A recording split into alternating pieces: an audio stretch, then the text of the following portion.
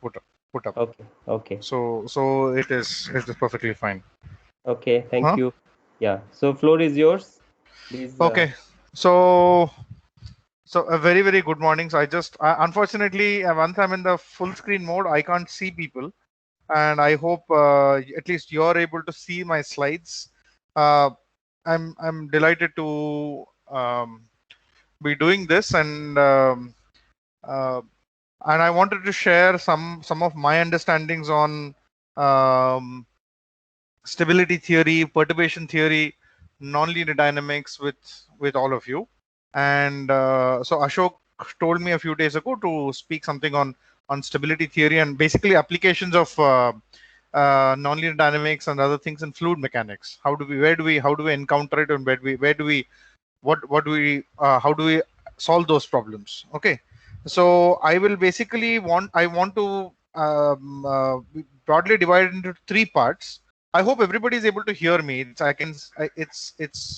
silence for me, but I hope all of you are able to hear me. Yes, sir. Okay, great.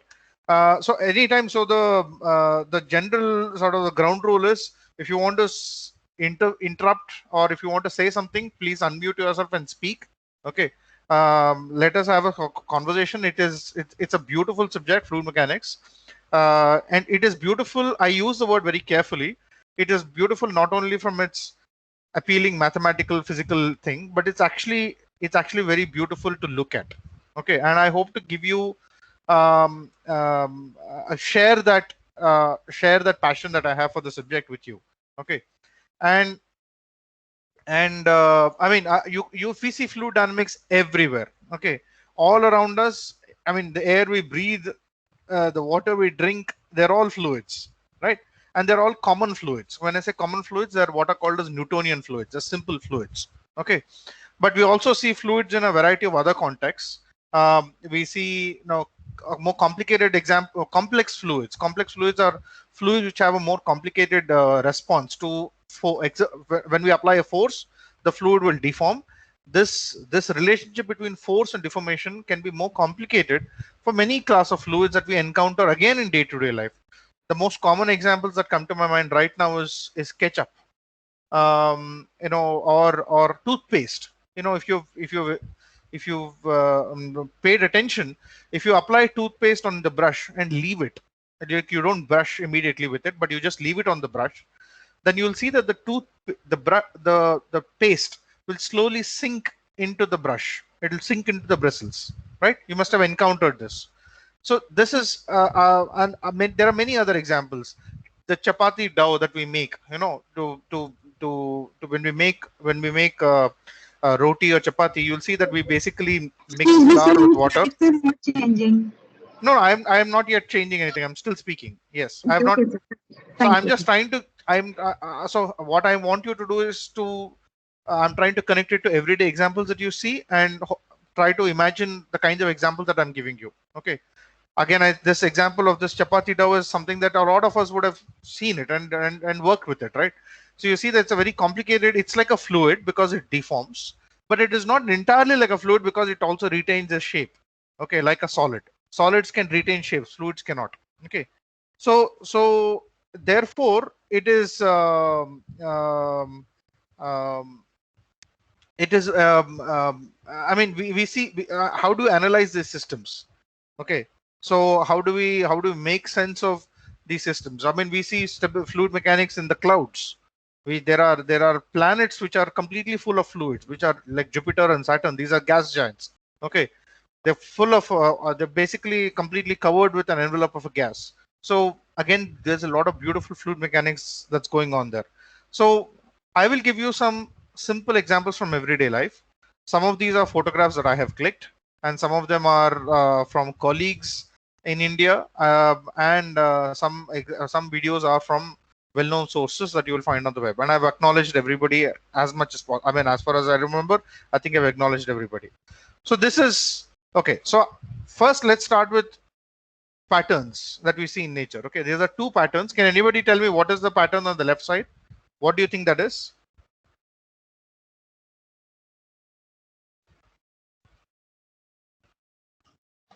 Jackfruit. It's a jackfruit, right? And you see that the Yes, yes, jackfruit yes. has a very nice, elegant structure there. It has this hexagonal or a pentagonal or hexagonal structure. Okay, locally. Okay, sometimes even more. But these are, you can think of them as individual cells. Okay. Now it's very instructive to ask, how did this pattern emerge? Okay, it's a very hard problem, and I don't know the answer, so I'm not going to go and delve into it. This is another example of a cactus. Again, you see there is a nice structure there.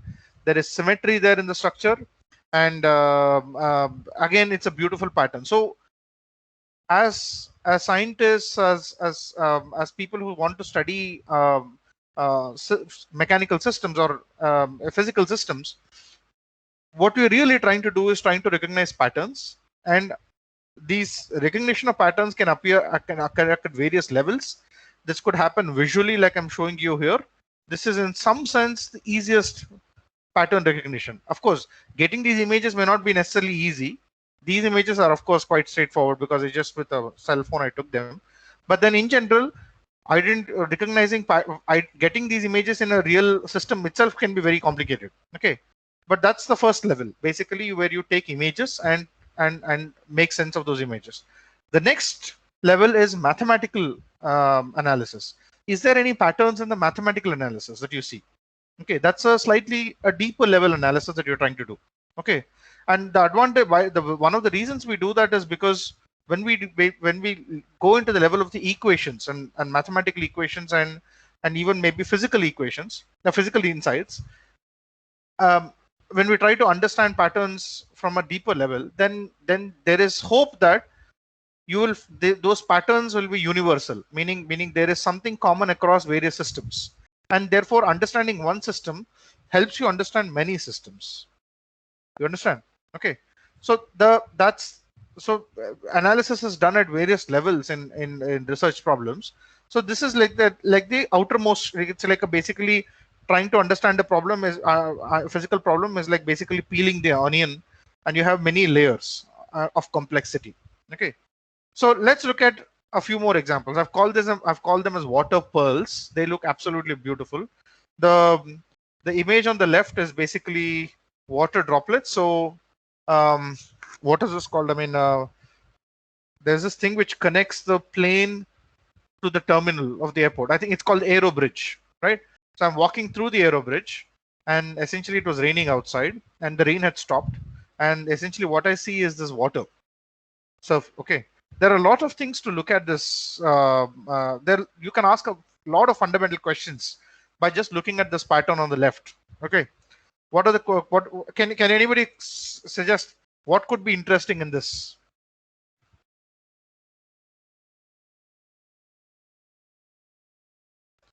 What kind of questions do you think I can ask? So different scale level repeatability is there. Sorry, can you repeat? Can you repeat that? Sorry, no Sir, pun intended. Okay. Sir, Yes, different scale level, the repeatability is there dimensionally. Okay. You see some repeatability. I mean, again, so I'll use the word again, pattern. You see some kind of pattern emerging. You Yeah, see that there are larger droplets, there are smaller droplets. Perhaps yes. perhaps the larger droplets and smaller droplets, they're all spaced out in a certain way. Yes. You also see patterns Yes, clearly. sir. Like for example, well, let me turn on the Sir, like a dendrimers. sorry? Like What? a dendrimers. Dendrimers is there, na? Like that. I don't know what is that. What is that? The fractal kind of structures. Dendrites. Okay. Yeah. So yeah, I will talk about fractals and so on in the lecture later. Okay. Okay. So you see that there are some patterns here. So for example, you see that you can sort of look at multiple droplets can all be connected in a straight line. You see, Yes, there are little straight lines here and there. Okay. Yes, sir. Yes, sir. And if you also notice these straight lines, if you pay attention, these straight lines are not vertically down. They are sort of slanted at an angle. Okay. All these straight lines are, if you see, many of them are tilted at an angle. That's because that's how the water droplet fell. Okay, on the surface. It basically, the rain was not vertically down; it was at an angle when it hit. Okay. Okay. You also see that there are these vertical bands which are empty. You see that? Yes, You sir. see these vertical bands where there are no water droplets. It's like basically dry regions in the Yes, middle. sir. So what could have happened is, I mean, not it could have. I mean, I spent quite a bit of time looking at these images in the airport that day. What typically tends to happen in these kinds of things is you have these larger droplets. One droplet starts flowing down, and then when it starts flowing down, it picks up the other droplets around it, and Yes. it becomes bigger. So because of gravity, it flows down further.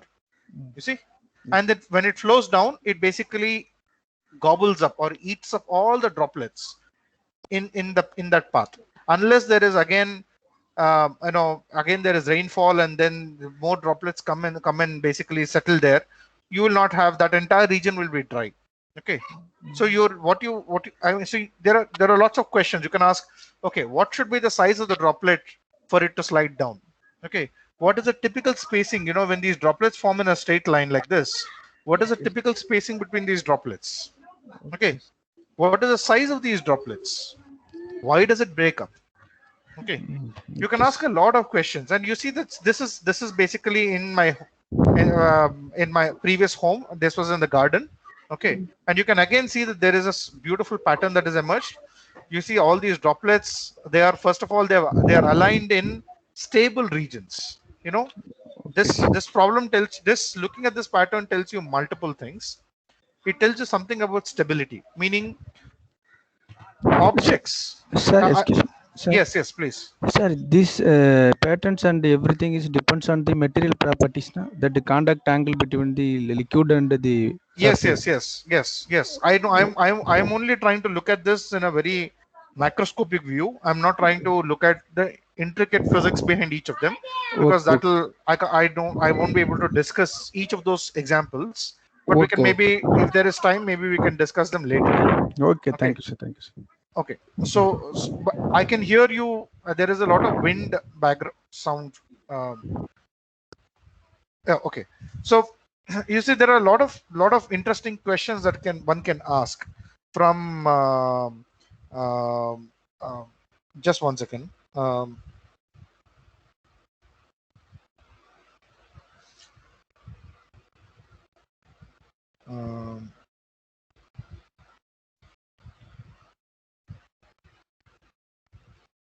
I'm just joining from another device. Therefore, okay. So there are a lot of interesting questions that one can ask in this. For example, droplets. Droplets will try to settle down in a region where there is a valley locally. So you can think of this leaf as local hills and valleys. Okay, local hills and valleys. If you take the how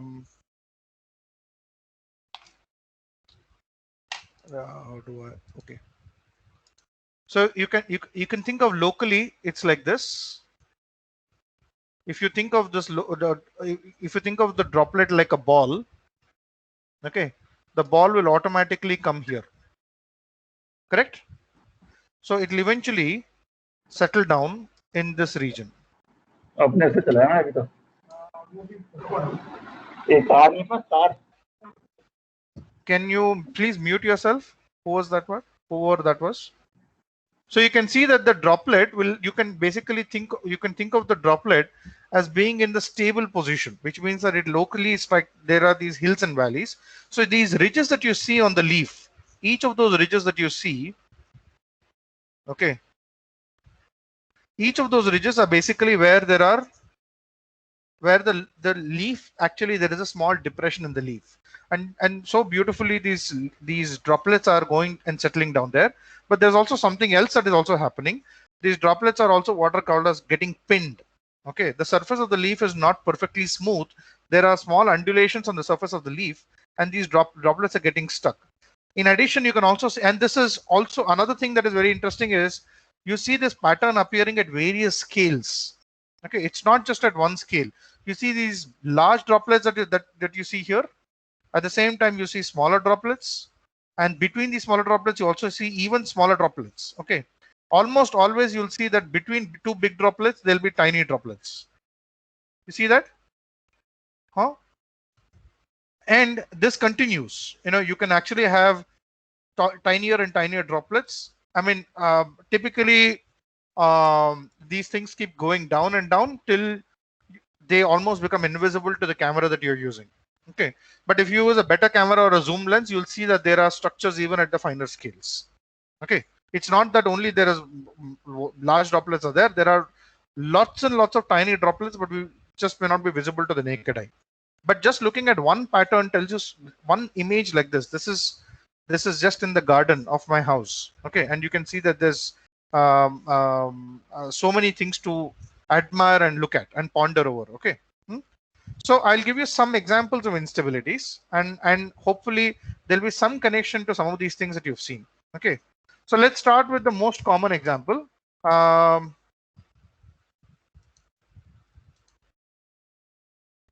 do I, just one second. Okay, let's start with a very common example. This is water. This is a thin jet of water that is coming out from a tap, and the water is almost like a glassy fluid. It's like a liquid glass that is flowing down. Okay, now when this water is flowing down, if you put your finger here as is being shown, then you'll see that there are these tiny waves that form on the surface of the glass. Okay, these are called capillary waves. Okay, and these waves right now, you can just see them as waves, but in some cases they can actually grow and grow and break up into little droplets. Okay, if I were to stop this video at any point like this, then I can basically make a small drawing. You see here, you see these are undulations on the surface of the droplet, or undulations on the surface of the jet. Correct? Okay, now it's possible sometimes that these undulations, again I'm drawing them here, these undulations can grow and eventually they can get cut off.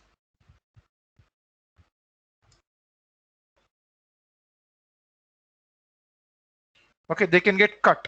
And when you have that, then you have a big drop, one droplet here and another droplet here. This is exactly what happens in another video that I'm going to show. This is called the Rayleigh plateau instability. What's really happening is an extension of what you're seeing on the left side. You have these waves which form.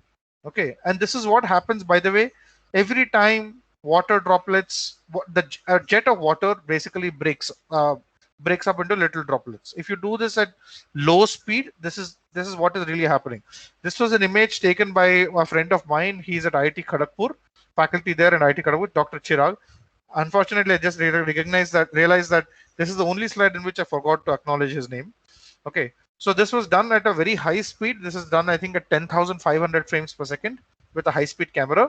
And in a normal day-to-day setting, I mean, when we observe this with our naked eye, we will miss out all of this because the whole thing is happening so fast that we will not even we won't be able to observe this pattern. But if you do it very slowly and carefully, there are a bunch of things that are happening.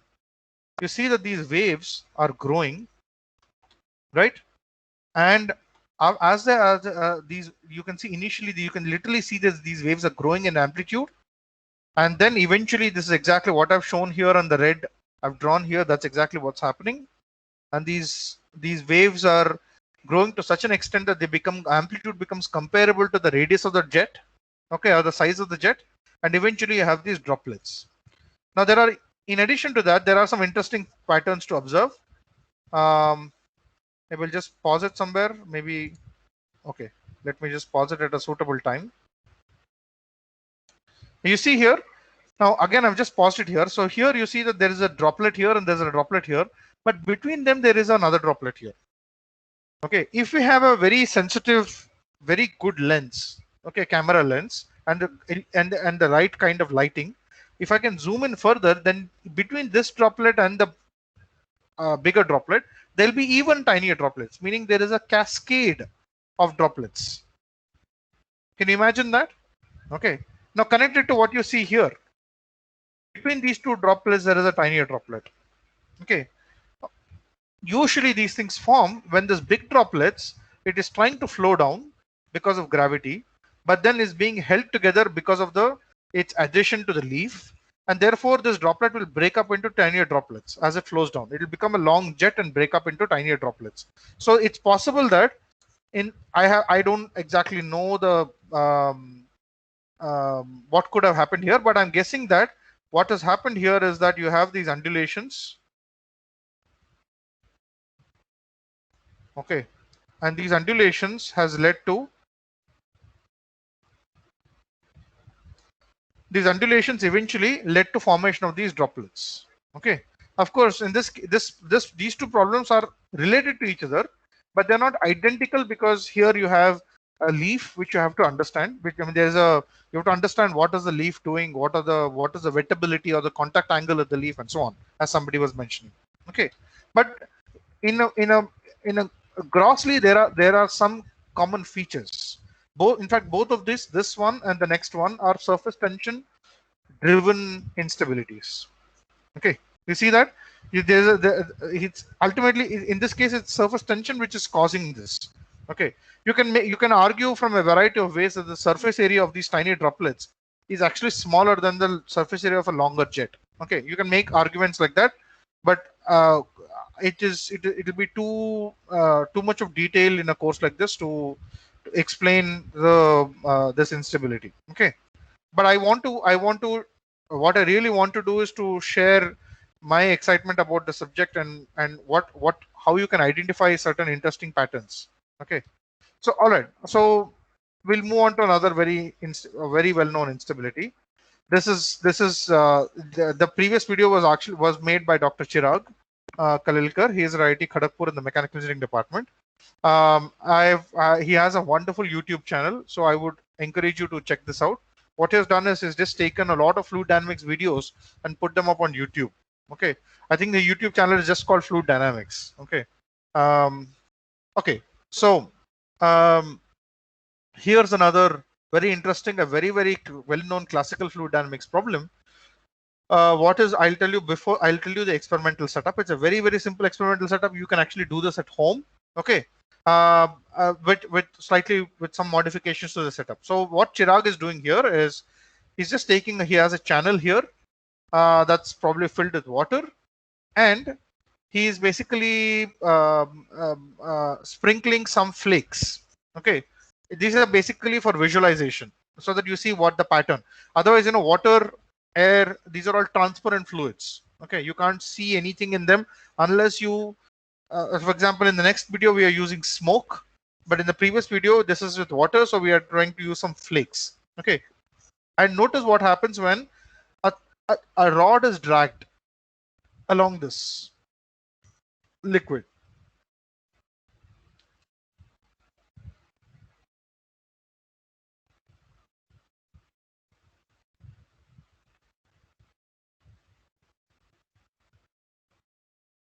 See that?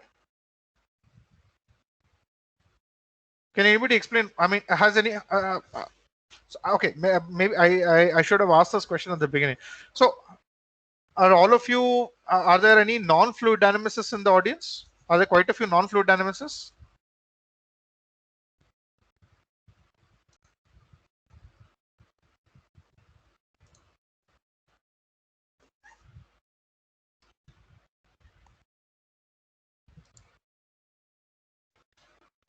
Can I get some response to that? Okay, meaning people who have not done fluid dynamics. Okay, I think Sonia says yes, but okay? I'm guessing. I don't exactly know what kind of backgrounds you come from, but are all of you from mechanical engineering?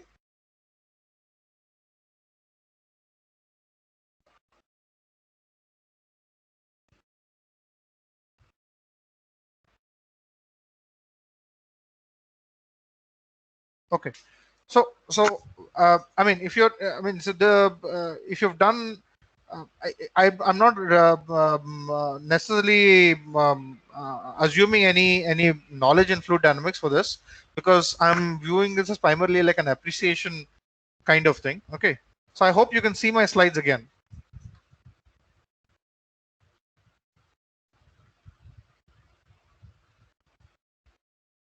Okay, So Dr. Prabila has done a PhD in nonlinear dynamics. So it will be a major part of my lectures will be boring to you. I'm sorry about. Hopefully you'll find something interesting, but it may be a little boring. Okay. So I hope you guys can see all of you can see the video again.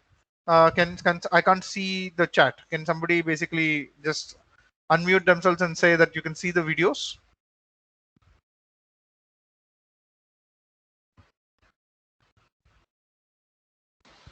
Yes, sir.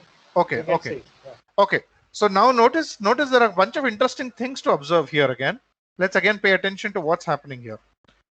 So what is really happening is as the rod is being dragged from left to right, and I'll pause it here in the middle. Okay. Well, so as the rod is moving, this is the rod here. As it's moving, then a pattern sort of emerges. Okay. You see these motion. In this case, you see in some cases the motion is clockwise. In some cases, the motion is counterclockwise. You see here it's counterclockwise. Okay. A combination of clockwise and counterclockwise motions have been generated in this problem. Okay. This can also be visualized very beautifully. This is taken from Wikipedia. Okay. And what is being done is you have a flow past an object here, in this case a sphere, I believe, and some smoke is being released. You can see that's a little streak of smoke from the left side. And then it's going over the object, and you see the same thing here. It's in this case it is this here. It's clockwise, and here it's counterclockwise. Okay, these are what are called as vortices. Now it's very easy to visualize them. You can simulate them very easily these days. There are lots of open source codes which are available. This is a open source code. I mean, a well-known open source code called Bacillus. I'll give a reference to this in the follow-up slides, and you can actually easily simulate this.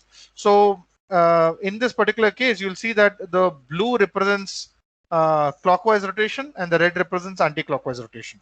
So locally, a fluid is actually rotating in clockwise and anti-clockwise rotation. Okay, or counterclockwise rotation. So this is what is called as a Kármán vortex street or a von Kármán vortex street. Okay, very legendary fluid dynamicist, aerospace engineer von Kármán. He basically gave the first explanation for this instability, and it's an instability because what is really happening is a nice smooth flow is becoming unstable. I'm going to try and do some theory for this problem. Okay.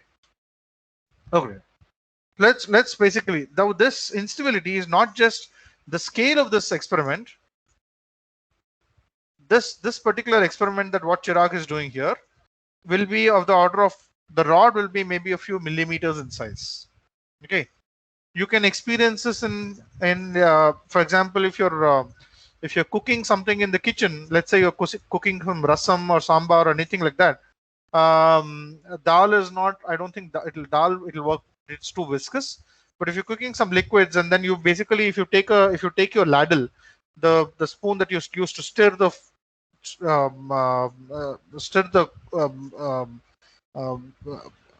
food, okay, when you're cooking, if you take the ladle and move it across, you will see that these patterns emerge.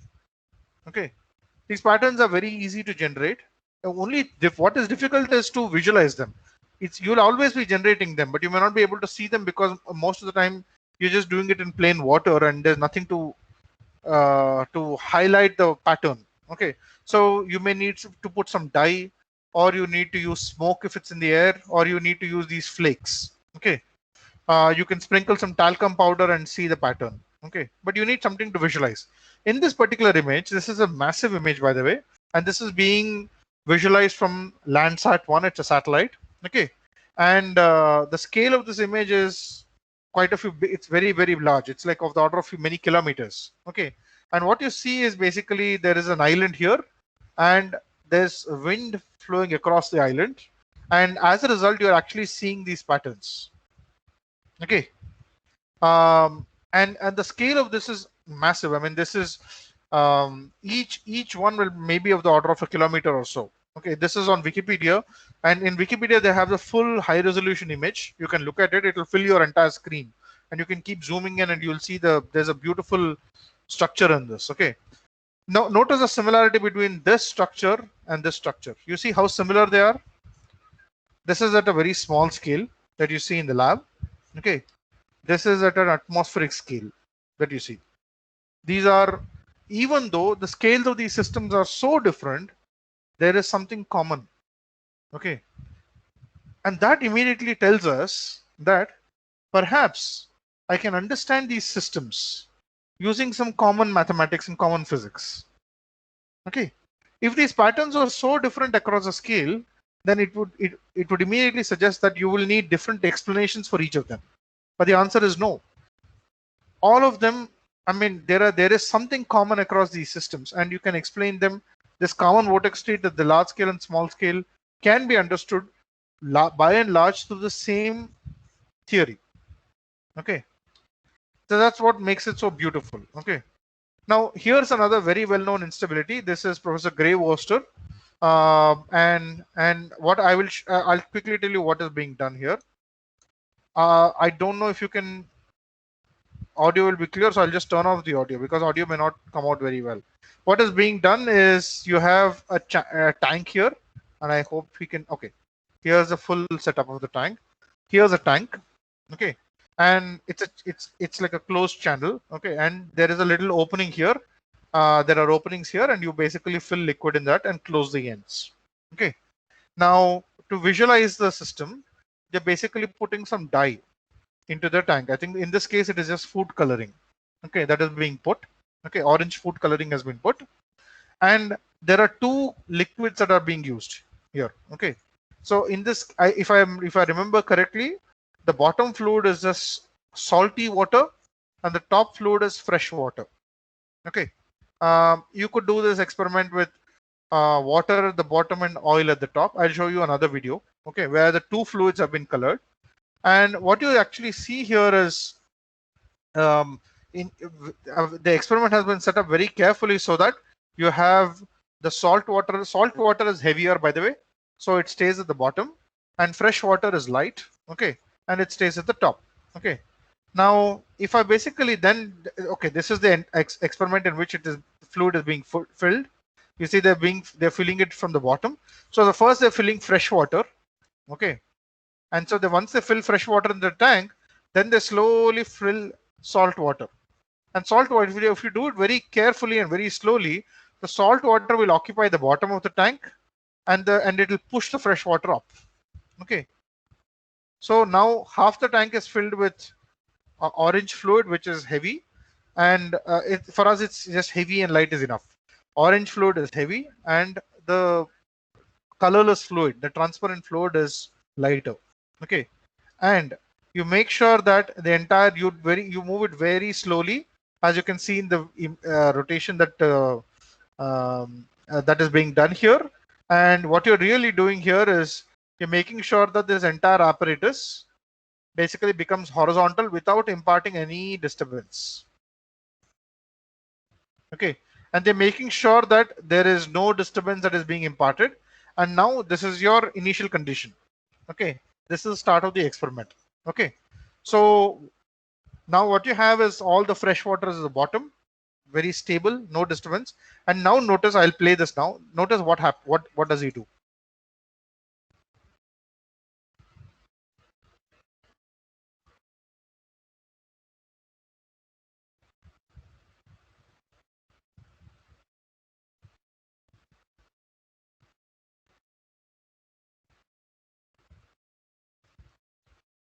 Did you see that?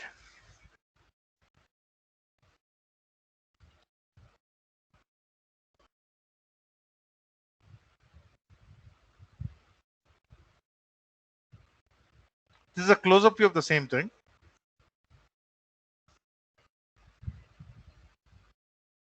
You see that pattern that emerged there? Okay, it's a beautiful pattern that you see.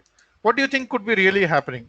Well, the explanation is quite. So once he has tilted this, the explanation goes like this. I'll use a pen, and I hope I can choose. Okay, I can choose a different color. Okay, I'll choose, let's say, blue. What's really happening is you have this. Once this is tilted, the heavier fluid, which is orange, will move to the left, and the lighter fluid, which is transparent, will move to the right. Right? So that's what is really happening locally. Okay.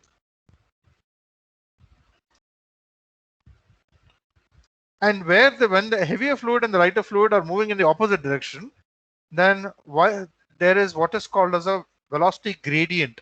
A shear is produced.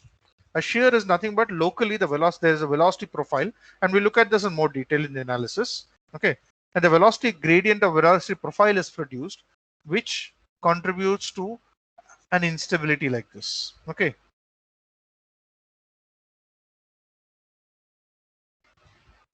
You see that pattern? Now you can see this. This is another from another YouTube channel. So here they've done exactly the same thing. If I remember correctly, I think they've used oil. They've colored both the fluids. Okay, this is first they've done it with just a single color fluid, but now they do it with two color fluids. Okay, which makes it even more appealing.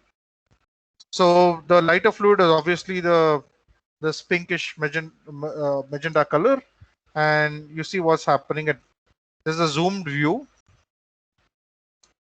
and you see these nice vortices are forming. Locally, the fluid is actually rotating. Okay, so if I were to visualize, if I were to draw, so what's really here, the fluid is moving to the top, and here it's moving to the bottom, and locally, the fluid basically exhibits a it exhibits a vortex. Okay, the fluid is you see these beautiful vortices that are formed. These are called as Kelvin. This is what is called as a Kelvin-Helmholtz instability. And those of you who are familiar with famous names in science, you'll recognize both these names, Lord Kelvin and Helmholtz. Okay, they basically gave the first systematic explanations of what is happening. Okay, so instabilities occur in other examples as well. I could not. I mean, I will show. Maybe I'll show you another example from um, um, from real waves. Here I've put a simulation. What you're really seeing is wave breaking. Okay. Now, if you've been to the ocean, you'll see that when waves approach the ocean, they eventually break. Okay. What I mean by breaking is the crest of the wave. Initially, it's like a nice sinusoid far away, but then when they come very close to the ocean surface, you'll see that you see these sharp peaks that form, and it doesn't just stay there. Often it basically falls over. Okay, this is a more sophisticated simulation of the same thing. This is done in the open source code called Basilisk. Okay, you can download this course code and run this example. Okay, and you see how beautiful those patterns are. This is actually a wave breaking that you see. This is a simulation, by the way. This is not real, but this is more or less how it happens in our day-to-day experience as well. Waves basically they become sharp, and they become because of nonlinearity in the system, they will eventually break. This is purely a nonlinear phenomena. Okay, this is called wave breaking. Okay, so I will talk about another very famous instability. This is called the Rayleigh-Benard instability. There's also an equivalent of this, the Benard-Marangoni instability. What is really happening in this experiment? I'll tell you what is the experiment first, and then I'll tell you what's happening here. Okay. So again, this is an experiment done by Chirag at IIT Kharagpur. And so what they've taken is they've taken a container, they filled it with fluid, and they're heating it from the bottom. Okay. The experimental setup would be something like this. You have a container, and you're filling it with some fluid. Let's say I want to fill, let's say, gray colored fluid. You're filling it with some fluid here. Okay, and you're providing heat from the bottom. Okay, I will show heat with red. So what is being done is you're providing heat from the bottom.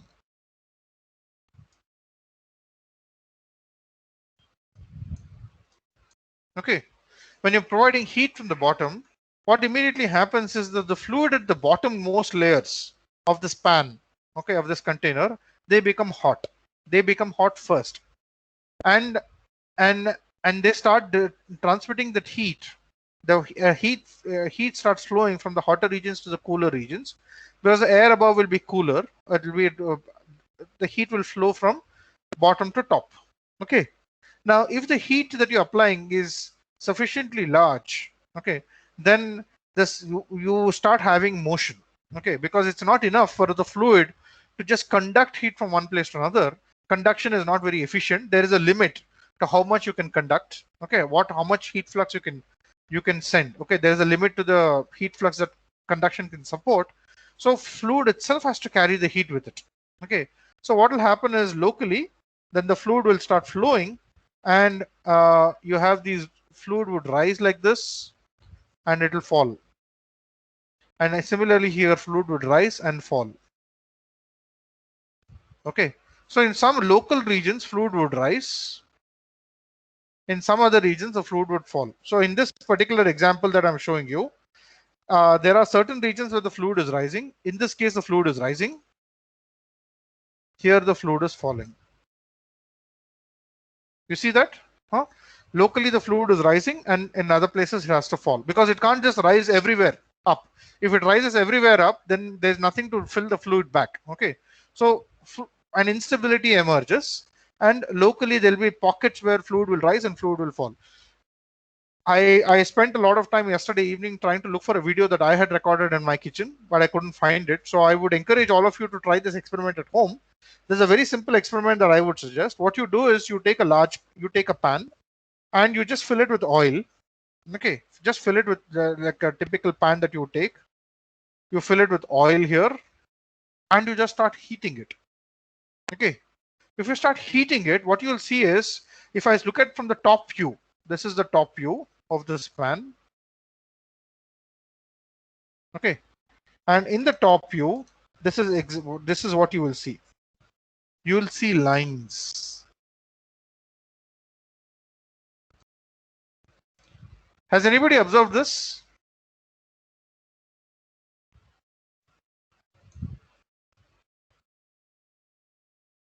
Huh?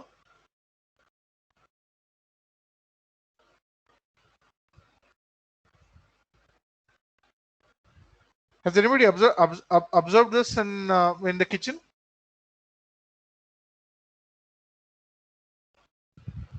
Yes. It's very beautiful. What you're really seeing is these lines.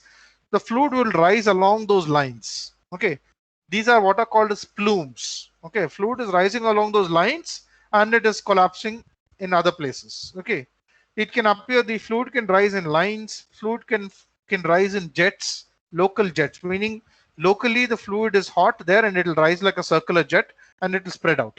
Okay, so let's look at the video that Chirag was able to record, and this is a very classic instability, and usually okay, let's first observe the phenomena. It's as it emerges.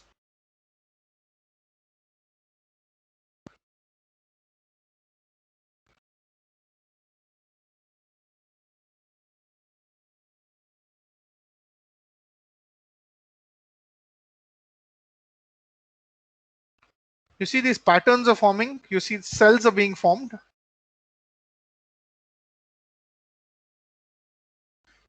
And also notice that these cells are not of the same size everywhere. There are some regions where the cells are smaller than the other regions. So most likely what would have happened is Chirag would have made sure that the liquid level is not uniform. Meaning, as I've shown in this drawing here, the liquid level in this side is slightly lower than the other side. Okay. So when the liquid level is lower, the cells are smaller. Okay. These are called as Bénard cells. Okay. So what is happening in these cells? You can visualize this here. Okay. The right hand side is a visualization by Dr. Nicole Sharp. Okay. Dr. Nicole Sharp maintains a very nice website called Phi Fluid Dynamics. Okay. So do check this out. It's a beautiful website, and they've made lots of nice, beautiful videos. what you're really saying is that the fluid in this case is rising at the bottom, each of these cells locally, and this is a very slow video that continues for a while. Now, in each of these videos, in each of these cells, you see there's a lot of interesting action that's going on. Fluid is rising from the middle and it's going to the sides. You see this here? Fluid is actually flowing out like this.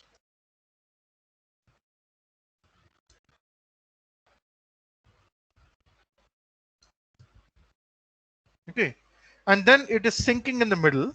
Okay, and fluid is coming up there. Okay, and there is, you have to be, people use clever ways of determining. They use light and the use of light in camera, the right kind of seeding particles, so that you can get these beautiful patterns and colors. Okay, so let's look at another instability. This is basically done in IIT Hyderabad in my department. This is by my colleague in the department, Dr. Badrinath. So this is an experiment that this is a thing that you see almost every day. If you're having this this water bubble that you drink water from, you know, this big 20-liter can that we invert and put it there. So what you really see in those when we get mineral water and put them in those cans, when we take water from the bottom, a bubble will go up, correct? And when the bubble goes up, you'll notice that these bubbles will not travel in a straight line. You can also see, if you've seen bubbles in an aquarium, okay, you'll again see the same thing. You see this bubble does not go in a straight line. It actually goes in this curved path. Okay, this is a path instability that you see of this bubble.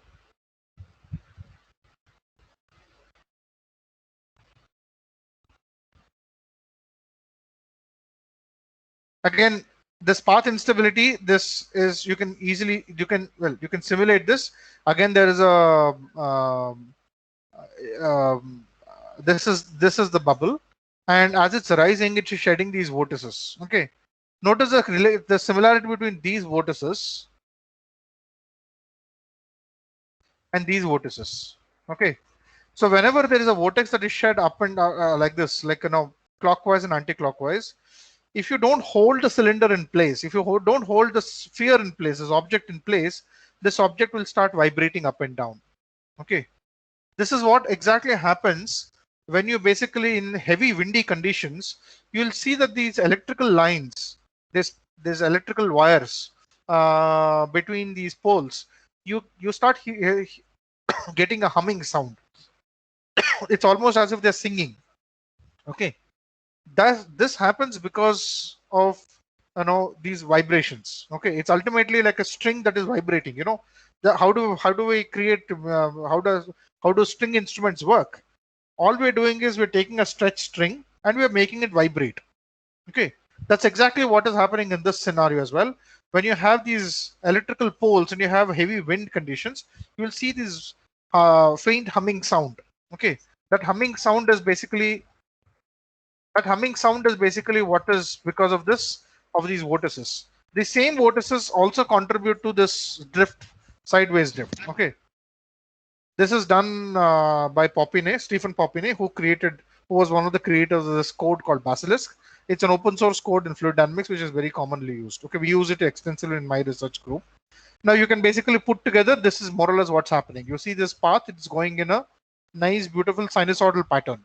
Okay, so there are fluid dynamics has a very rich tradition of illustrating phenomena in the form of videos. Okay, so I want to just bring to your attention, maybe I'll just make this a little bigger. I'll make this a little bigger so that you can see what's going on.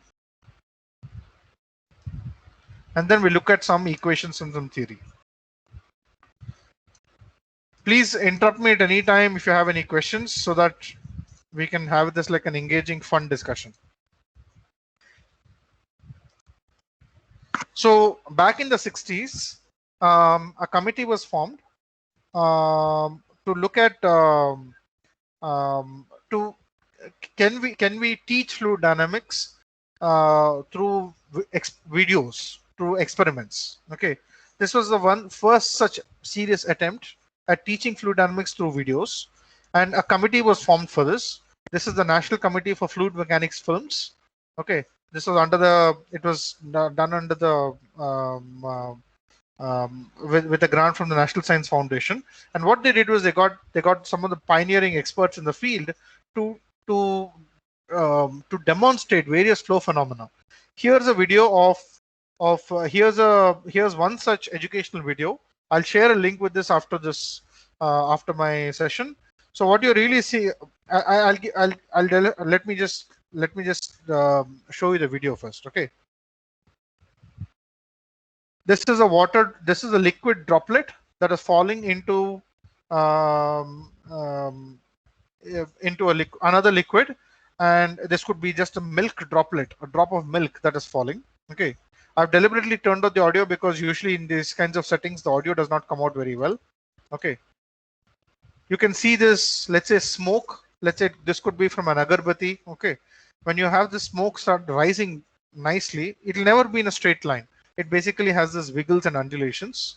Okay, and again you see this nice sinusoidal kind of undulations which are growing in amplitude. Okay, we saw this example already. Okay, this is a jet, and if you basically move your finger, you will see this instability, you will see these capillary waves. Okay, this is what is called as a Taylor-Couette flow. What is being done is you have two circular cylinders, long cylinders, and in between those cylinders you have a gap. So if you look at it from the top view, this is how it will look. You have this bigger circle and you have an inner circle, and between those circles you have this gap here, and in this gap you're filling a fluid, and all that you're doing is you're rotating the inner cylinder. Okay, this inner cylinder is being rotated, and as a result the fluid between these two cylinders, that is this little gap, this annular gap, the fluid gets dragged along, and after it gets dragged along, it basically a nice instability is formed. Okay, and this instability is called the Taylor instability or Taylor-Couette flow. This is another instability of wave breaking. We saw this example. If you just a container has been taken and it has been tilted, and you see these nice waves which are formed.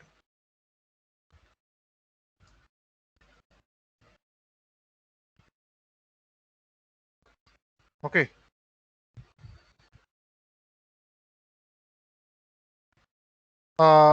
This is the, I will show, this is the original Reynolds experiment that they're trying to reconstruct. Oh, this is, sorry, not the Reynolds experiment. This is instability of wave. I will skip this part now because it,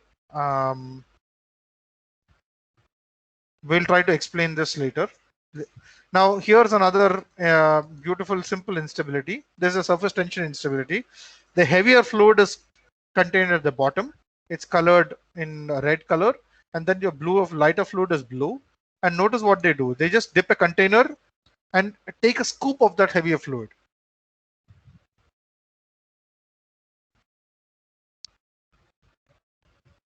Okay. If this container is small enough, in this case it may only be a few millimeters in diameter. If it's small enough, even though this is heavy, you see that it's not falling down.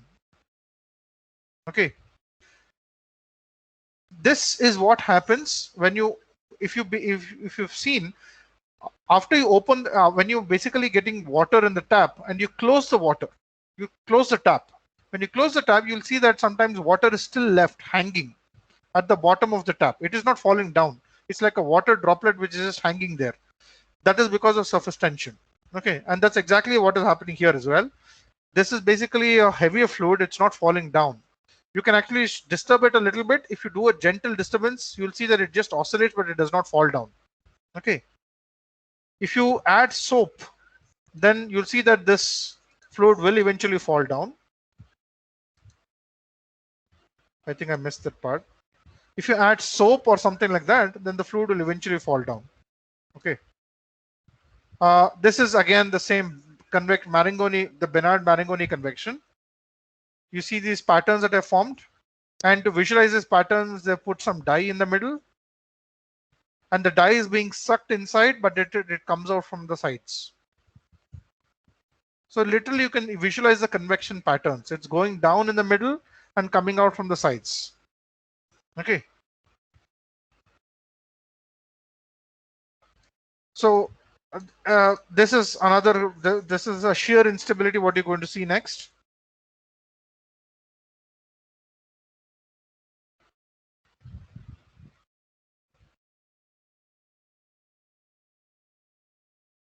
There's a lot of shear in the atmosphere, but most of the times we can't see anything because there's nothing to visualize it. But at the right time, if there are clouds, then you can visualize it.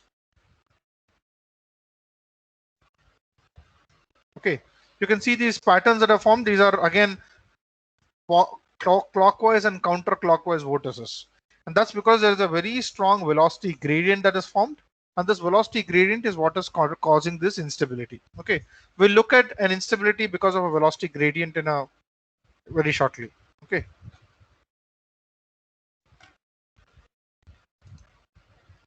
Now this instability, this is another example of the shear gradient. This is a body which is being towed, okay, through a liquid, and you'll see that a beautiful instability. The carbon vortex street has formed.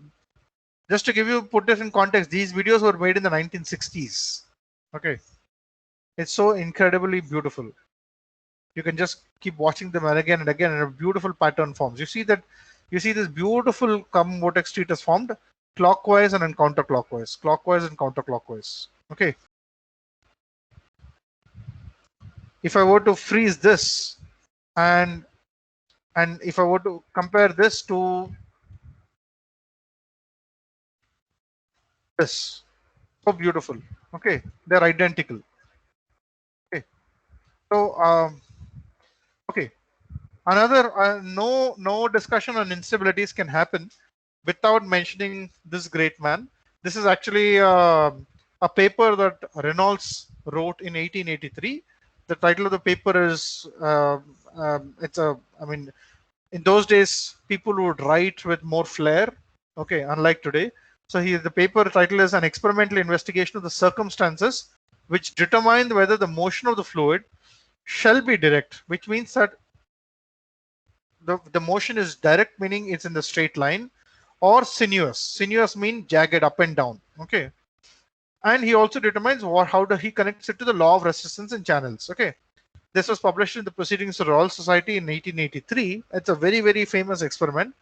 It's now called the Reynolds experiment. And he basically, in this particular paper and in a series of papers, Reynolds basically argued what is happening in instabilities. What is the role of this role of inertia and viscosity? Okay. And we have a non-dimensional number named after this great man. We call it the Reynolds number.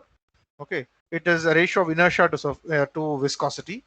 And to just demonstrate the scale of this experiment, this is, I think, Reynolds himself standing there, and it shows the scale of this experiment. So you see that there is a small tube through which fluid is flowing.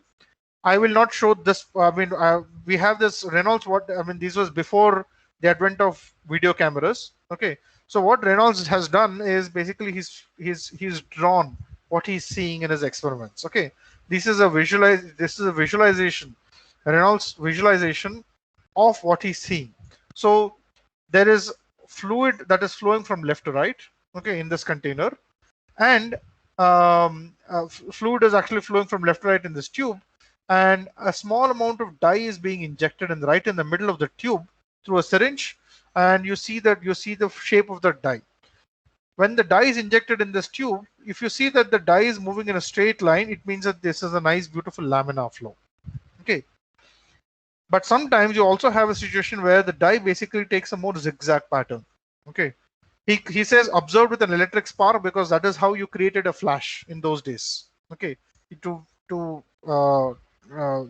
need to see something, you need to shine light, and the light was created through an electric spark. Okay. This is a visualization of Reynolds' original experiment. Okay, this is taken from YouTube.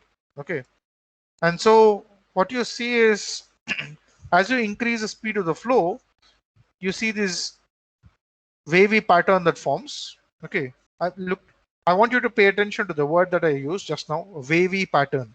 The language of instabilities is the language of waves.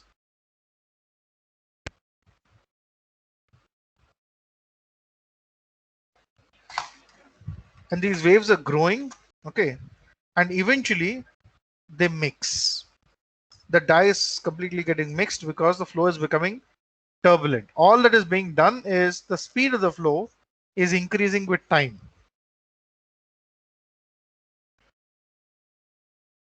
Okay. So that's all I have in terms of video demonstrations. Okay. Does anybody have any questions so far? Or I mean, any comments, any questions, anything is welcome.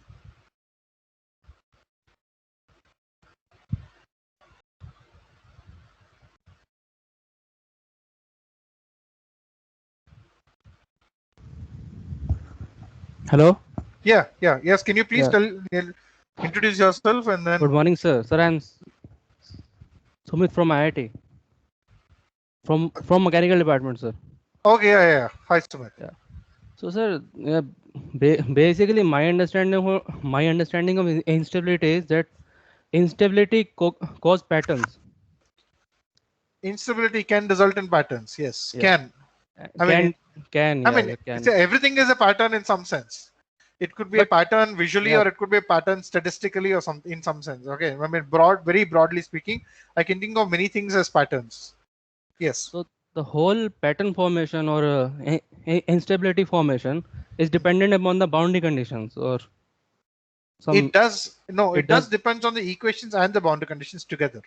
So everywhere it depends upon the boundary condition. In that fluid flow in a cylinder or fluid flow in that Rayleigh instability kind of thing.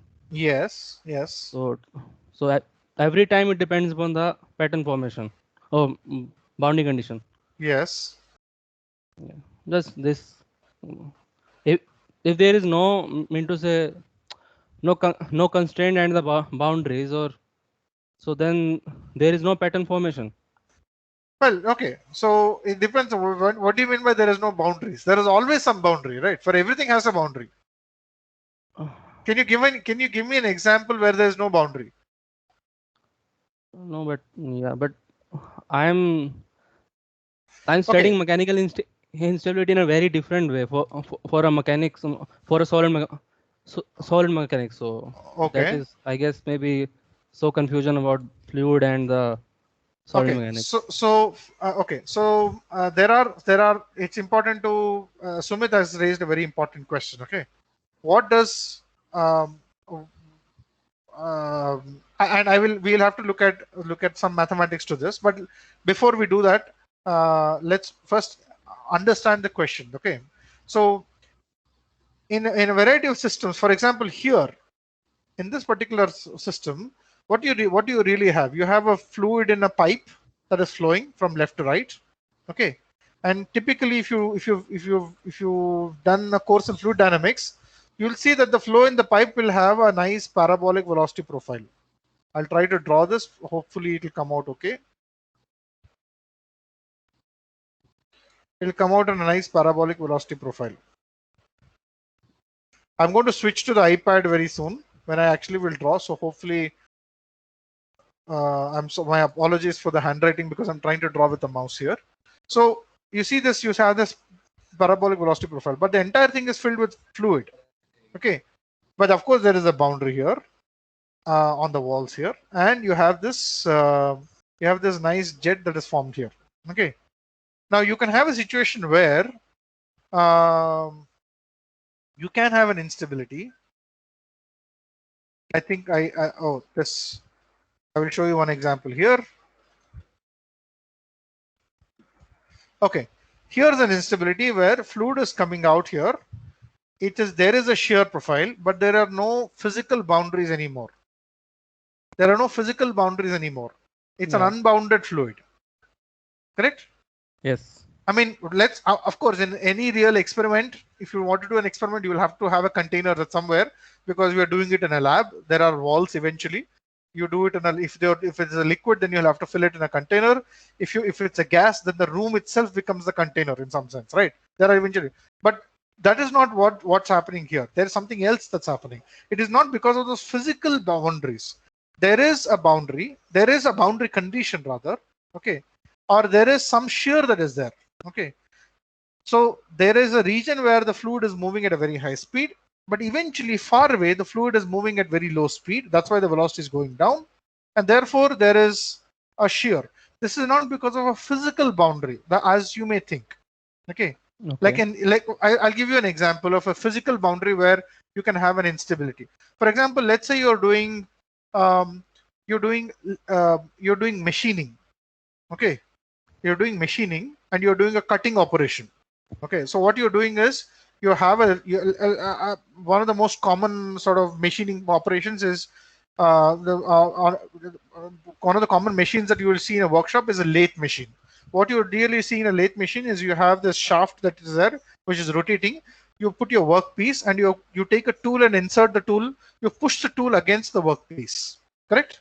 Yes. And when you push it against the workpiece, then you want a nice smooth cut. But sometimes you will not always get a smooth cut. Okay, sometimes you will see undulations on the cut. You could have instabilities there. Those instabilities are fundamentally because of the nature of contact, physical contact. Okay, you do have such instabilities even in fluid mechanics, where two boundaries meet, and you have an instability at those boundaries. It's literally what's happening at that boundary. But you can also have many instabilities in fluid mechanics where it's not because of a boundary, a physical boundary. It is because of it is because of a sharp velocity gradient. Now, what we will do is to analyze these systems. We will basically introduce an artificial boundary in the middle. Okay, and it becomes, you will see that has an appealing. You can explain many things using the simplified models. In fact, I'll try to do a theory for this exact problem. Okay, in very shortly. But it's not necessary that instabilities always happen at a boundary between a solid and a fluid. Okay, you can have instabilities. For example, this is an instability where there is a boundary. But what is the boundary? It is the boundary of the surface of the droplet. You can visualize it more nicely if you look at this. There's a lot of action that is happening right behind this bubble. Okay, right? This is a boundary. This boundary separates the bubble from the surrounding, and something's happening here at the boundary.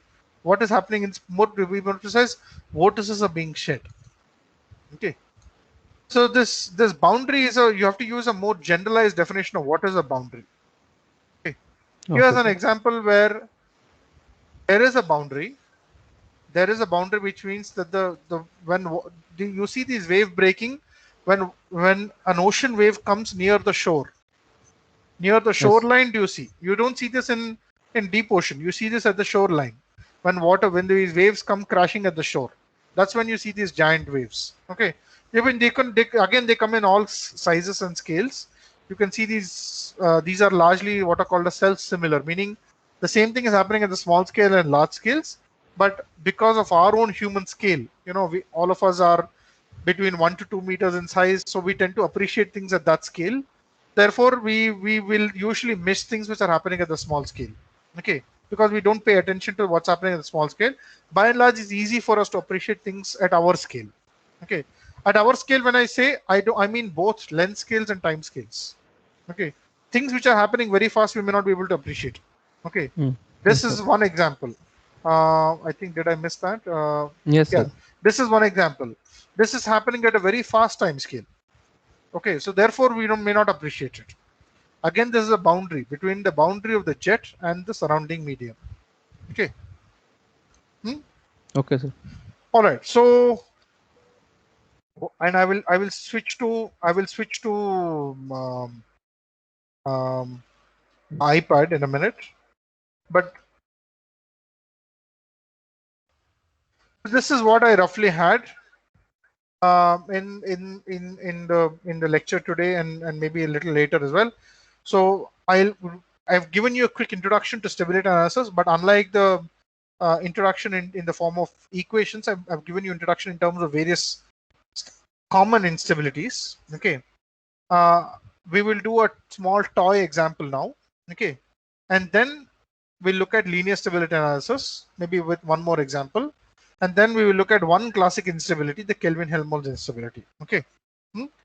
And we can, I believe, I'm anyway going to speak after this as well. So if there is some spillover, we'll continue then.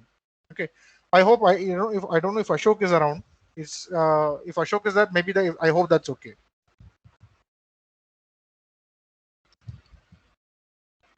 Okay. So what and another thing that I also wanted to share, it's a very rich subject. There have been many pioneering contributions. I have only listed out some common books which I have looked at. Okay, and during my education, Chandrasekhar's book is a very classic book. Subramanian Chandrasekhar. He's written this it's a masterpiece, I would say. It's on hydrodynamic and hydromagnetic instability. Any person who's serious about stability theory should have a personal copy of this book.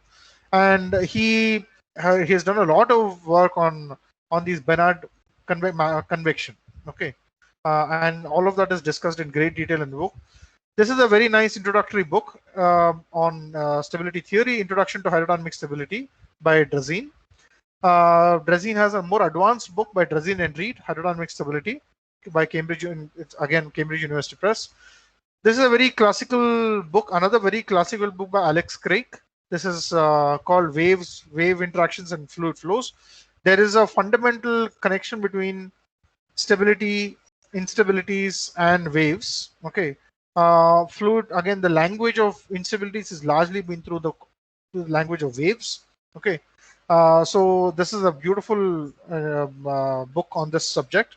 There are many other books, by the way, on waves and mean flows, Lighthill, Naife, and so on. But I'm skipping those books. And then this is a more modern book by Peter Schmidt and Dan Henningsen on stability and transition in shear flows. There are more advanced topics in stability that are discussed in detail. The concept of transient growth, the concept of nonlinear stability theory, all of that is discussed in more detail in this book. And there are also more introductory books that you'll find in standard fluid dynamics textbooks. One book that comes to my mind is book by Cohen and Kundu, Fluid Dynamics, which has a nice chapter on stability, Introduction to Stability Theory. Okay, so I'll stop here with my presentation, and I'll switch to my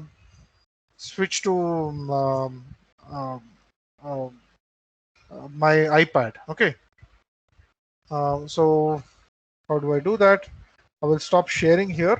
The recording will continue. Now I will share.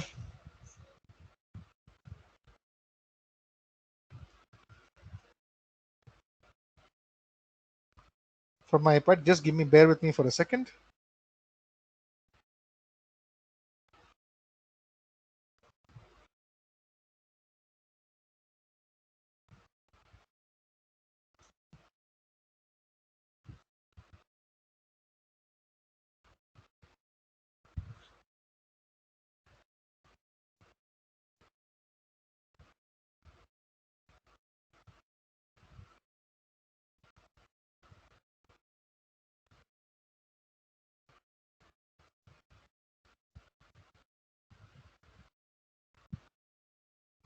Can you see my iPad screen? Yes, sir. Yes. Okay. Okay. So I can now see that I missed some of these chats here. So Dr. Manoj Gupta has asked how to make a mathematical model of the experiment of a heavy fluid not falling down for sufficiently small tube due to surface tension. Oh, okay. That's a hard question. I don't know whether I'll be able to go into the details, but maybe we can connect with each other after the FTP, because I do this in the class. Okay. But maybe I'll briefly talk about it if possible today. Okay. And any other questions that I missed? Okay. There's something on attendance link, but I think Ashok may have shared that, or he will take care of that. Somebody mentioned Shapiro. In what context was this? Dr. D. Martin Suresh Babu? I missed the context.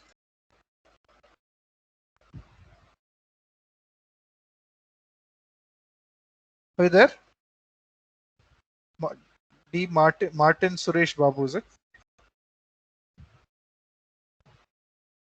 Okay, well, it's fine. So what we will do is I'll give you a quick introduction to stability. Okay, and we will do it with a simple a toy problem first. I mean, there are many examples that we can take, but I will maybe I'll illustrate it with some simple examples from my own courses. Okay, and again, what I will do is I will emphasize on the analysis and understanding rather than rigor. Okay, so you'll have to sort of bear with me on that. Okay, let's start with a very simple one-dimensional equation. Okay,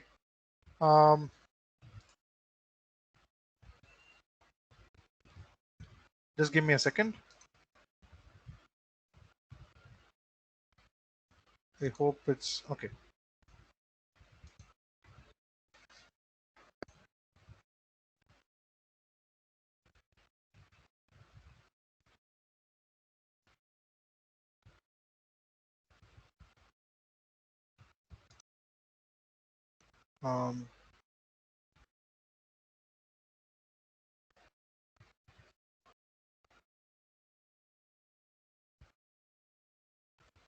Okay.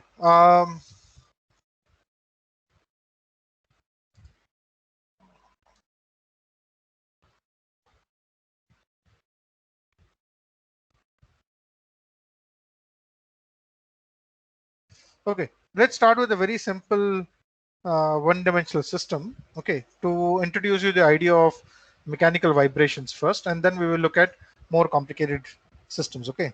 So we'll look at first thing is, hopefully I've convinced you that the language of stability is the language of waves. Okay. And where do we encounter? No better way to encounter waves than in vibrations, mechanical vibrations.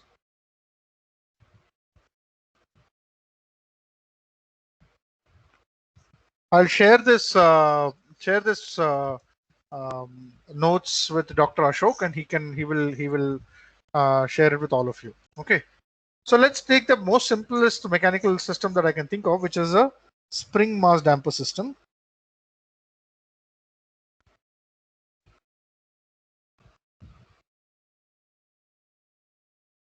I hope all of you are able to see my screen, and hopefully my handwriting is not that terrible, so you can follow what's going on. So here's a simple. I have a wall, and to that wall I have connected a spring. Okay, in its natural state, the spring will have a length L. This is taking the weight of the spring itself. This will be the natural state of the spring. Okay. Now what we will do is we'll take the spring. Oops, sorry.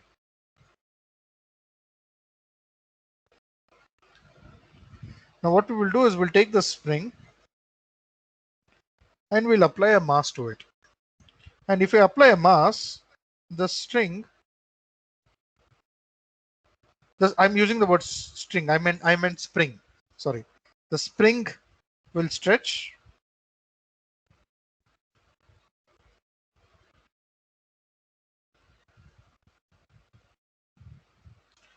And let's make some. This is the mass. There is a force here, mg. Now there is an extension here. This extension is shown. It's quite exaggerated. So the total length is now L plus capital L. Okay. Gravity is downwards. Okay. And because of this extension, let's say if the spring constant is K, then there's a force that is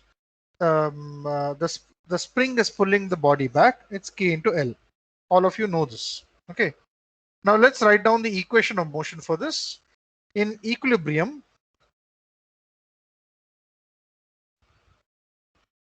I have mg minus KL is equal to 0, and I immediately get L is mg by K. Okay, what is this?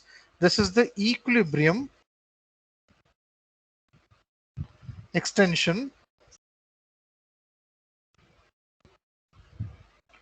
of the spring. Okay. Now this you have to remember that this equilibrium extension of the spring, this is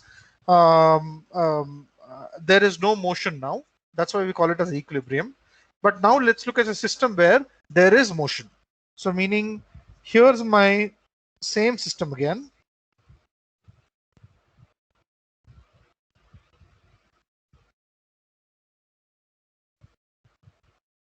This is the mass m, and now at equilibrium the total length is L plus capital L, right? And so now I'm stretching this further. I'm stretching this further, and the stretch that I've given is such that the total length of the spring now is L plus capital L plus a small extra deformation that I've applied, which I'll call it as U. Okay. Now you can actually write down the equations of motion. We know that force is equal to mass times acceleration, and that is nothing but mass times acceleration would be rate of change of velocity, and velocity is rate of change of position. Therefore, I have d square u by dt square. This is my force. Okay, let's write down what are the forces that I have. So this I have forces would be the weight mg. Now the spring force will be the total extension that I have. That will be L plus u, and this becomes m times d square u by dt square. Correct? The spring force here is taken to be k times L plus u, or minus k times L plus u, because the spring is pushing it back. Okay. Now if I apply some damping, okay, now normally what happens is if you let it go, it will oscillate. Correct? It will just simply oscillate. I can write down. I know that in equilibrium, from equilibrium conditions, I know that mg minus k times L is 0. Already that is 0. Therefore I get, if I use these two relationships, I get m times d square u by dt square is equal to minus k times u, or I get m d square u by dt square plus ku is 0. This can be simply written as d square u by dt square plus k by m of u is E0. Correct? How do I solve this equation?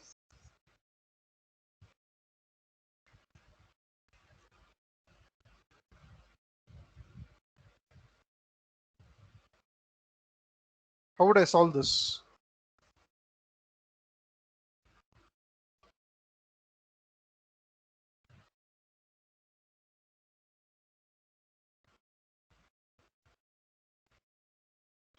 How do I get u as a function of time?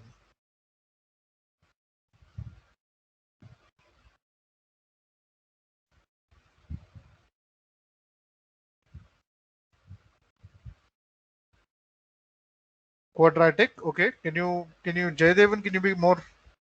Can you add more, or can somebody add to what he said?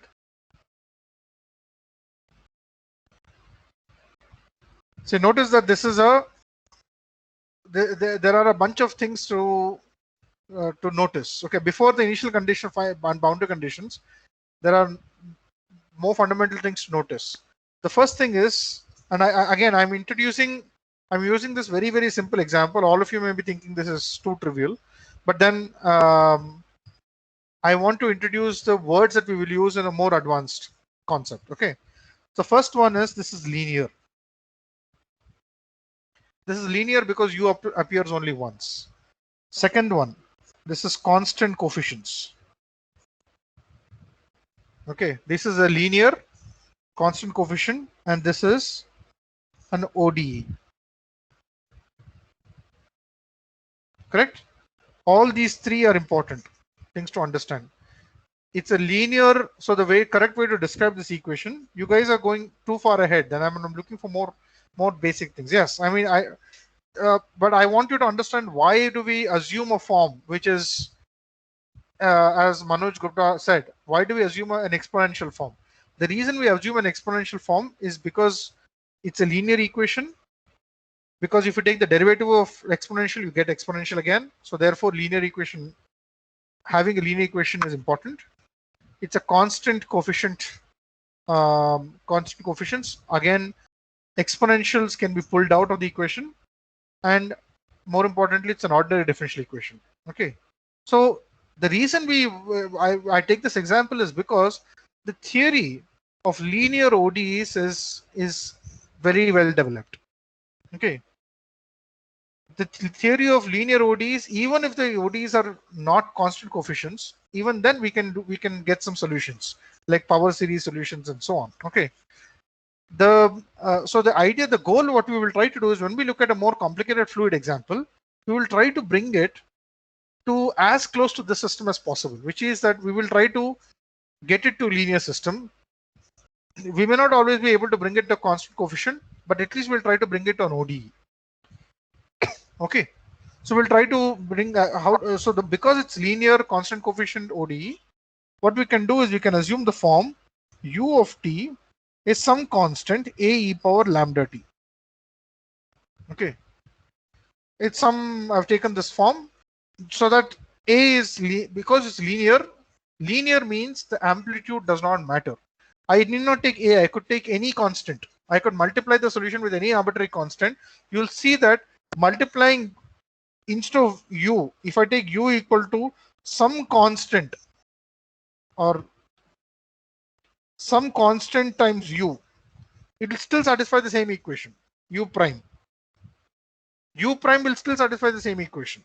Okay, that is fundamentally important. Okay, in a linear framework, amplitude does not matter.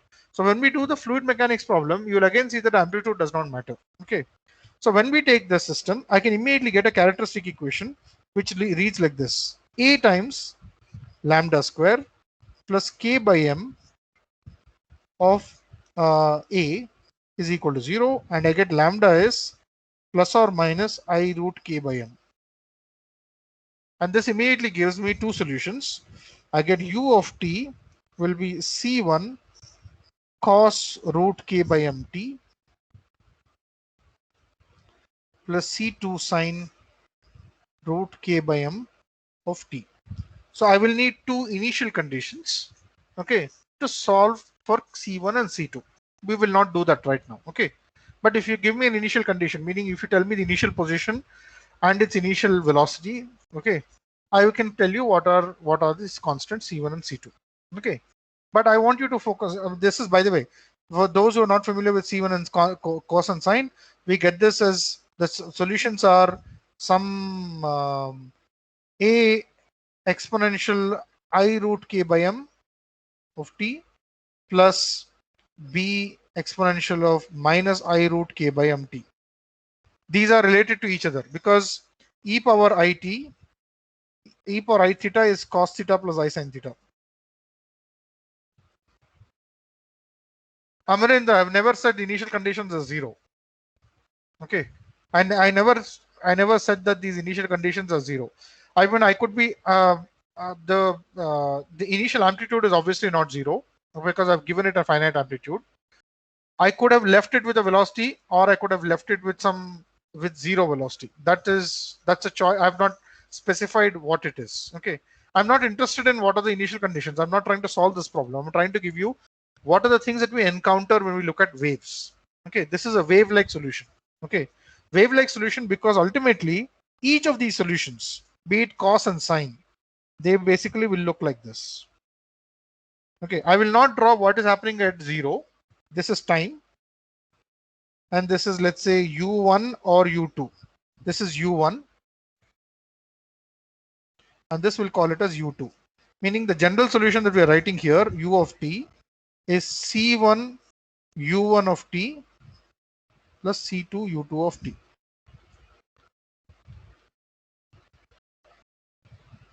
C2 u2 of t. Okay, each of them will basically be between -1 and +1. Okay,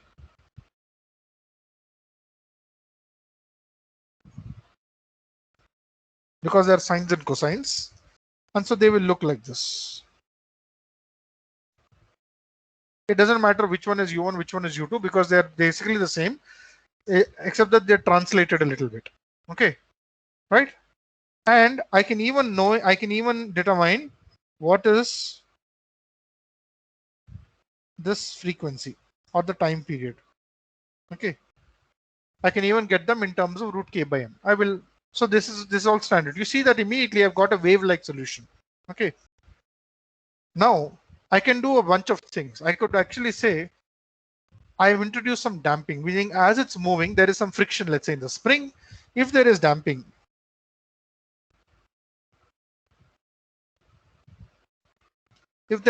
let's say damping usually, let's say it's like a force, a damping force. Yes. You have to convert in the D terms. You have to convert in D terms.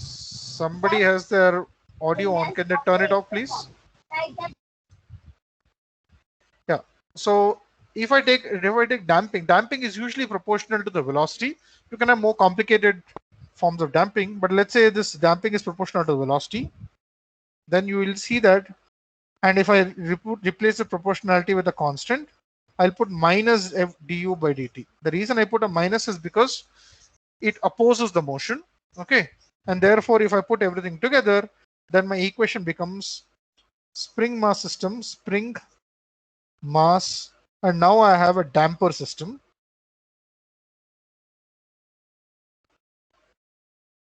Okay, spring mass damper system will be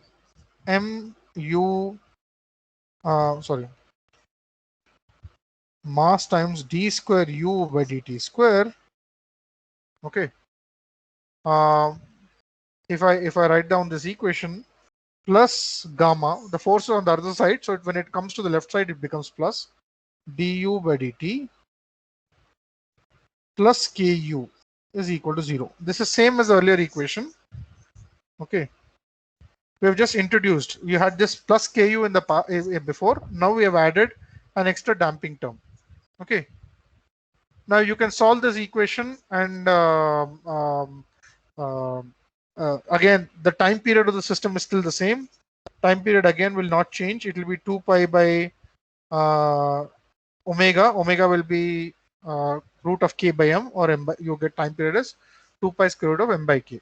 Okay, we know this system. Okay, now in general this system will exhibit, if I were to solve this problem, you will get, this is the kind of solution that you will get for some arbitrary initial conditions. Okay, so this is a typical behavior. Okay, because there is damping, the system will eventually lose energy. Okay, so a typical curve would be like this.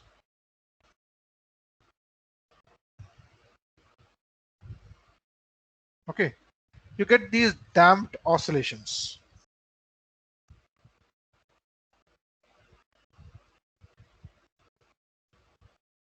Right?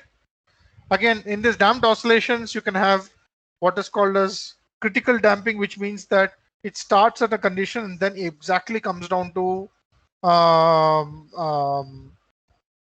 settles down in the shortest possible time. You can have under damped, which means that it will oscillate, and you can also have an over-damped system, which means that there is no oscillation. Okay, all of you must be familiar with these ideas, correct?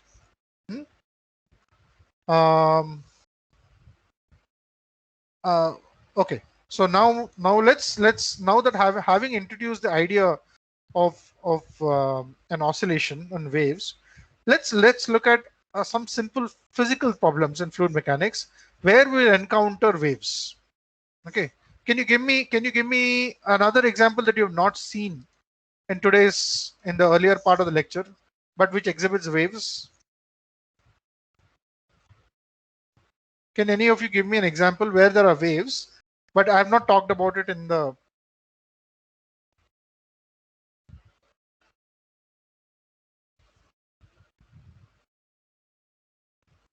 Okay, I'll give you one example. Okay, this is waves in the ocean. Okay, let's look at a wave motion purely because of gravity. Okay, and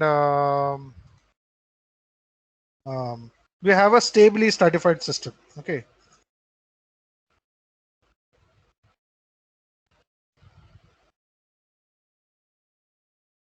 this is waves in an ocean. Okay, this is a calm ocean, so assumptions are... Sorry, my pen is misbehaving. I don't know why.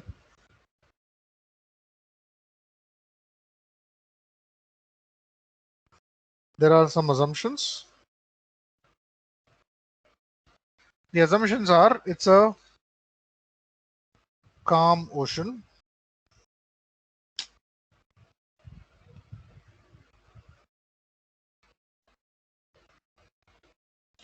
The second assumption is density is increasing with depth. Sorry, I don't know why this is happening. Let's do this.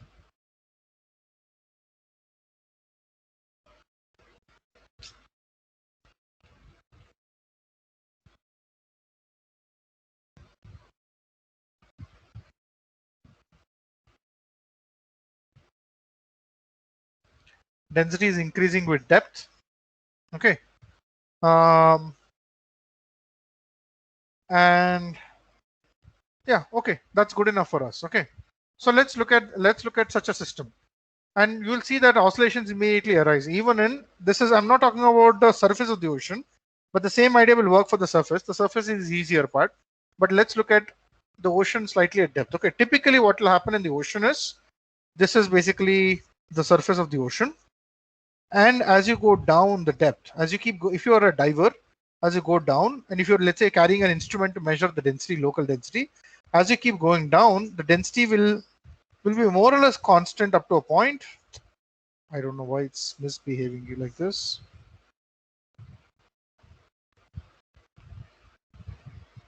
The density will be more or less constant and then suddenly increase, and then remain again constant. Okay, so this occurs at a distance of about 100 to 300 meters below the surface of the ocean across the world. Okay, in all the world's oceans. So this is called a pycnocline. CNOCLINE, pycnocline. Okay, now we are assuming that the density is just increasing with depth. It doesn't matter exactly what is the locally it will look like a linear thing. Okay, so locally density increases like this, meaning this is lighter and this is heavier. In the oceans, density primarily increases because of salt. Okay, the lower fluids will tend to have more salt. At the top, you tend to have fresh water in many cases, and especially when you have a river meets the ocean. There you have river is bringing fresh water, and as a result, it's basically dumping fresh water which stays on the top. Okay. Now let's look at let's look at the simple force balance for a small element of fluid. So what do I have in mind is I have a small element of fluid.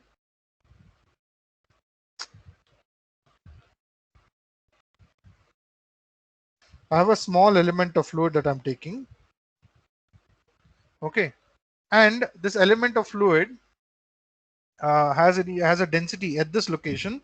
The density is rho naught. Okay, right? Now, if I move this, and let's say this level, this is my equilibrium level. If I move this slightly up,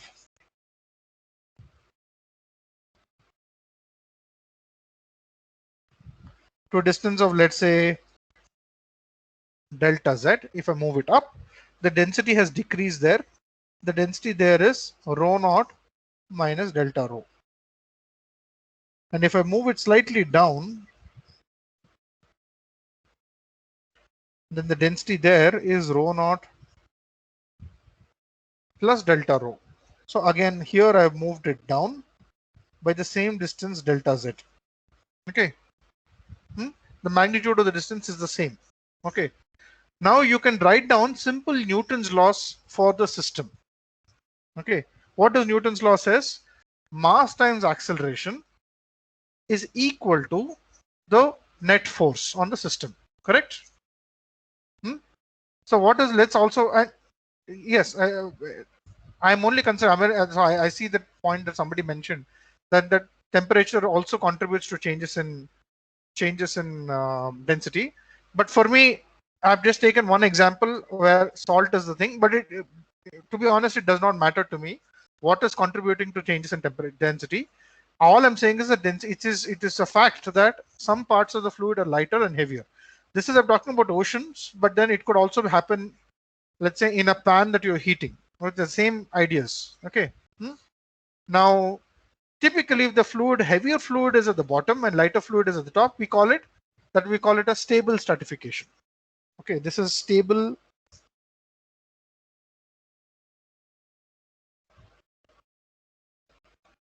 This is stable stratification. Okay.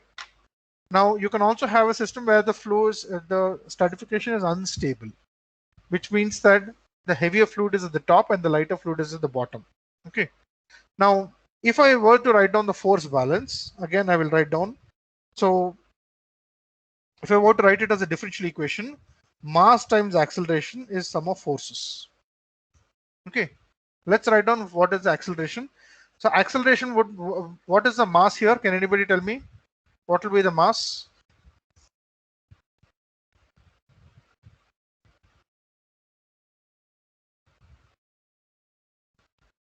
If I take this fluid element to be largely incompressible, then I can say the mass will be density rho naught times delta V.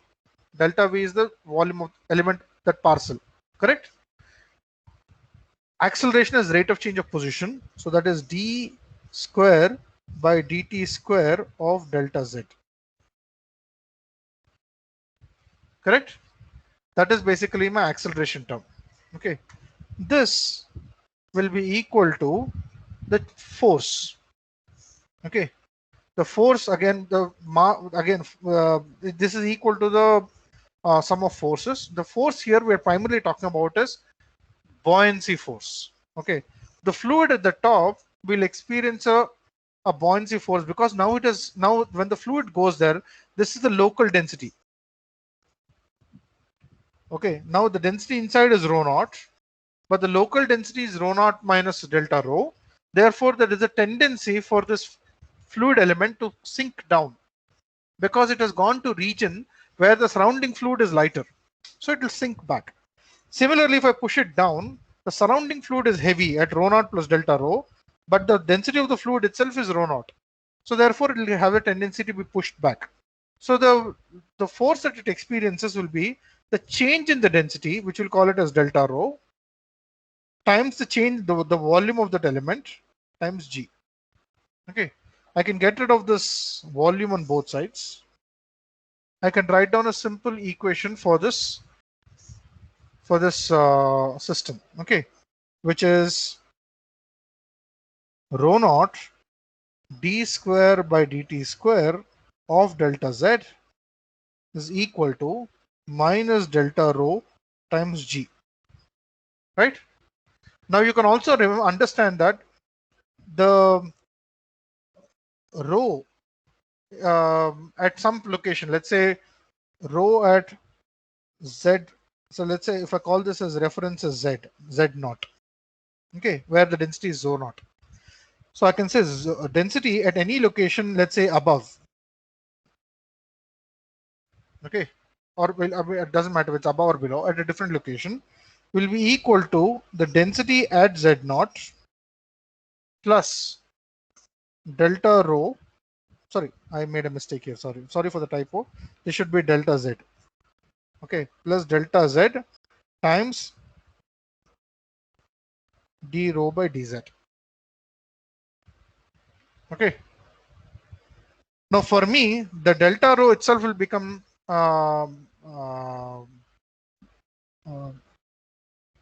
okay. If I'm going up, my density is decreasing, so therefore it is minus d rho by dz, because the density is decreasing with what? Let's put it this way.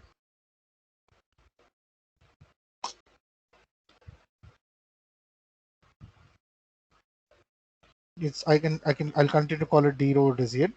This will be nothing but this will be rho naught plus delta z into minus delta z rho by delta z, because that is a negative gradient. Okay, density is decreasing with height. Okay, now what do we immediately learn from this? This is rho of z naught plus delta z. So I will immediately get this expression that this quantity here, okay, this quantity that I'm having here can be simply written in terms of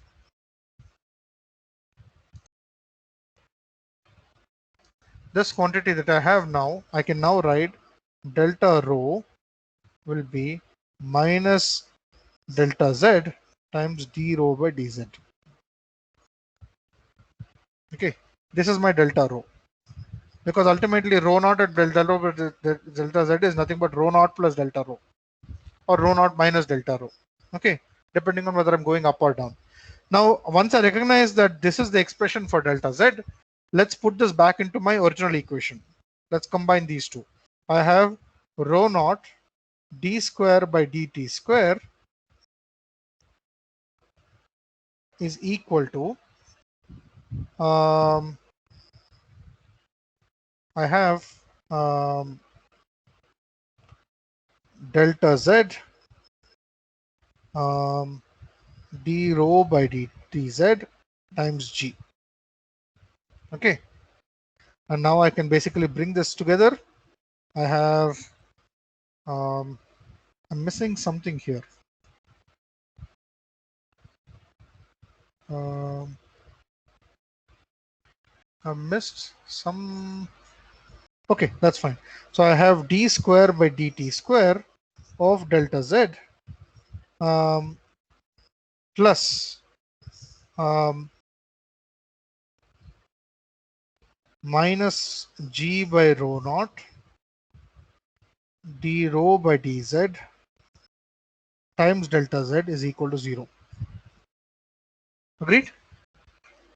Now this looks like a oscillator. You see, compare this equation with d square u by dt square plus, what do I have here?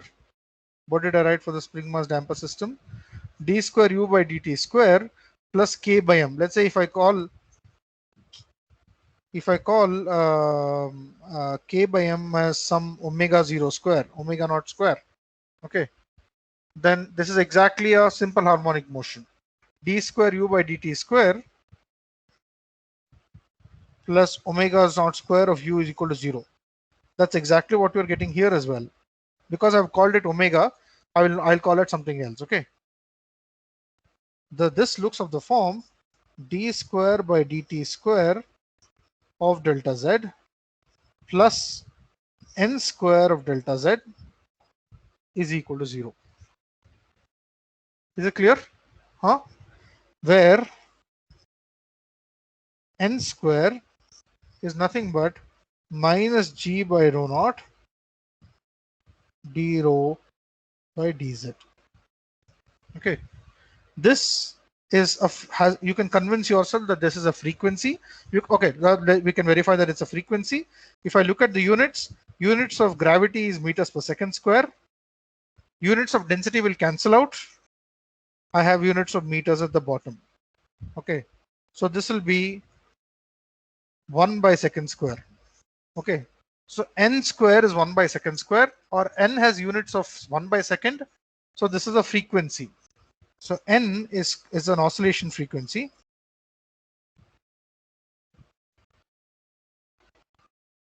It's called the Brunt-Väisälä frequency. Okay. This is basically the frequency of ripples in the ocean. Now you can start applying the same idea to the surface. Okay. At the very top of the ocean, of a fluid bath, what you have is, you have, let's say, water and air. The same ideas are at work. Okay. If I were to create a disturbance to this, if I create a disturbance, then what do I really have is, I have a system where I have, sorry,